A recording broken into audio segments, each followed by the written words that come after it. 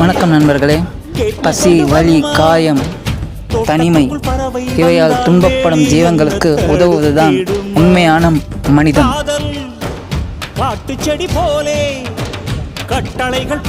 எல்லா மனதிலும் அன்பு, பாசம் பிறக்கட்டும். ஜீவனுக்கு அன்பு நன்றி சொல்வதற்கு கடவுளுக்கு நன்றி சொல்வதற்கு சமம்.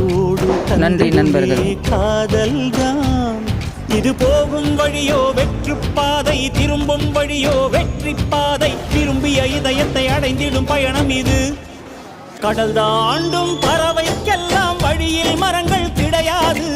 ஆனாலும் கண்டம் தாண்டும் சிறகுகள் வலிக்காது. மலையேறும் எறும்பின் கால்கள் வெயிலை மிதித்து உடையாது. மனதோடு காதல் வந்தால் மனிதா தடையேது.